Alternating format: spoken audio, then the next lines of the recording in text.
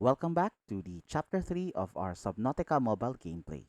Our goal for today is simple: create the Seamoth and expand our base a little bit. At the same time, try to explore shipwrecks or other life pods if we can. Now, I have received the distress call of Lifepod 6, but unfortunately their coordinates are corrupted and therefore we cannot track it in our beacon. However, here in our PDA, it gives us a clue as to where their location is. But for now, our main objective is to build the Seamoth. Now, to build the Seamoth, you first need to scan at least 3 Seamoth fragments. These fragments are commonly found in the biome called Grassy Plateaus. Now, to go there, simply swim past the kelp forest and be sure that you have your sea glide and your fins on so that you can move through it faster. Now, after passing through this little forest right here, you will be met with this red grass, and that's how you know you are already in the grassy plateaus. Now be careful of sand sharks here as they can be a little bit frightening, but they're not really that much of a threat and you can easily avoid them. Now pick up any materials you see along the way and look for a fragment that has some sort of glass, white and blue in it. Oh, like this one. Beside Lifepod 17, this is an example of a Seamoth fragment. Now, to complete the Seamoth, we need to scan at least 3 of these. But for now, since we're at Lifepod 17, we might as well take this PDA and continue hunting for Seamoth fragments. Now, this biome is actually quite rich in quartz, so be sure to take some quartz because you'll be needing them to make the Seamoth. This biome also contains fragments of this thing called laser cutters and others as well, so be sure to scan them when you see them because you'll be needing them for later. Now, while looking for the fragments, do not be afraid to explore wrecks, just like this one, as this is where you will usually find fragments for your tools or fragments that help improve your base, like this bioreactor fragment. Now, bioreactor is also another source of power for your base, which I will show later. The same goes for scanner rooms, which helps you look for materials that you may need.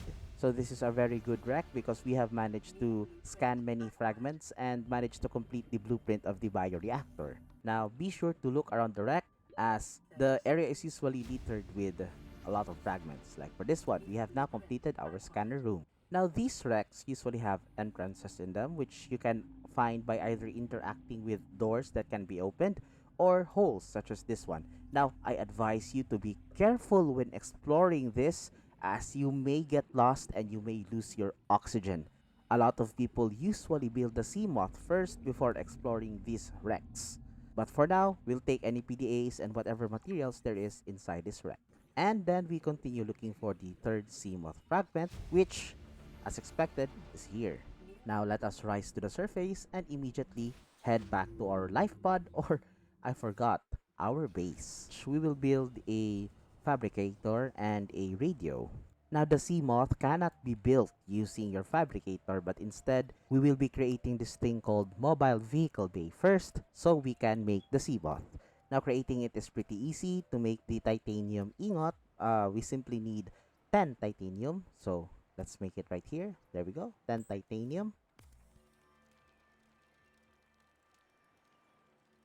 And we go back to our storage area, which has no legs. Oh, never mind. There we go.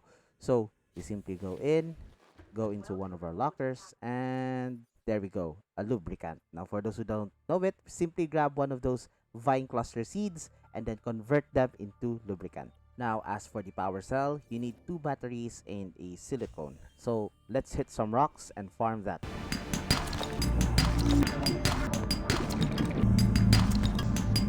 100 meters. And with that, let's get back to our base. But I think this base is a little bit too small, so might as well expand it first. But for now, let's build this thing called the Fabricator or the radio. Now to do that, a titanium, a gold, and a table coral sample. Now as I have mentioned before, table coral samples can simply be found beside cliffs, and all you need is a knife. And now we can finally build our Fabricator. Now simply put them in a very convenient place. A lot of players usually place this at the entrance so they can easily use it. Now as for the radio, it's pretty simple. A copper ore and a titanium ore. But before that, let us try and expand our base. So let's make another compartment. Now unfortunately, I cannot seem to connect another compartment in this location. Uh, In the PC, this should work, but I think it's a little bit bugged in the mobile version, or maybe some of you guys know the reason why this will not connect.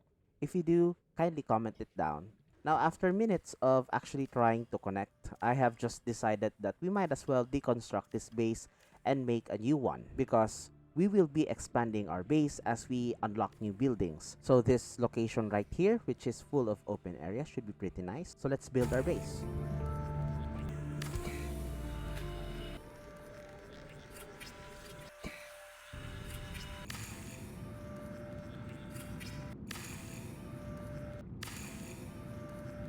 We will build only 2 storage lockers for now, and with that finished, let us make our mobile vehicle bay. Now we only need a power cell. Now to do that, craft 2 batteries.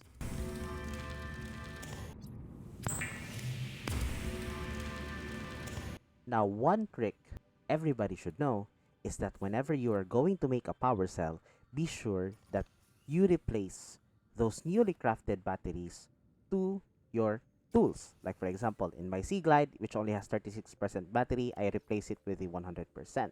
Now, as you can see, the only batteries I have right now are the low charged ones.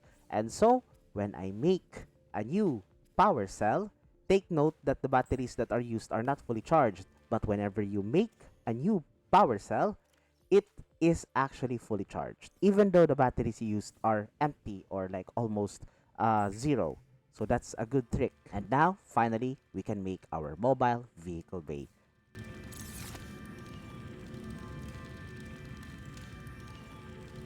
Now, after grabbing your mobile vehicle bay, simply swim out and release it. Now, to do that, open your inventory, put it in your quick slots anywhere, and then just like that.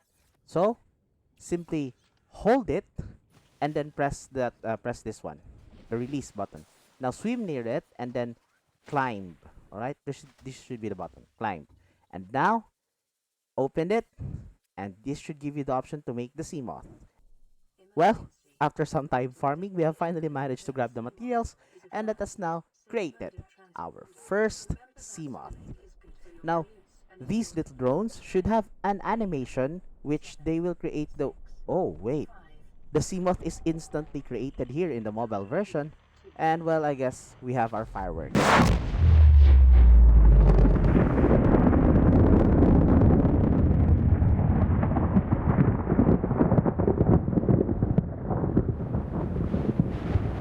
And with that, we should have the blueprint for the radiation suit. And we can now explore the Aurora later on. But for now, let us see where our Seamoth is. Wow!